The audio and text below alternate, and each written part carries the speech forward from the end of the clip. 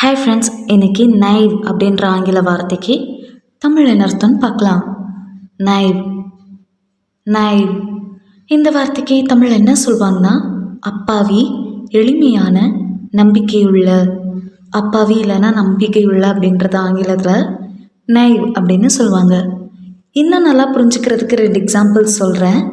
First example, her naive trust in strangers got her into trouble. Her naive trust in strangers got her into trouble. அப்பாவியான நம்பிக்கை அவளை சிக்கலில் மாட்டிவிட்டது. Second example, he was naive to believe the false promises. He was naive to believe the false promises. பொய்யான வாக்குறுதிகளை நம்பியது அவரது அப்பாவித்தனம். இன்னொரு வீடியோவில் வேறொரு ஆங்கில வார்த்தைக்கு தமிழ் என்ன அர்த்தம் பார்க்கலாம். அது வரைக்கும் பை.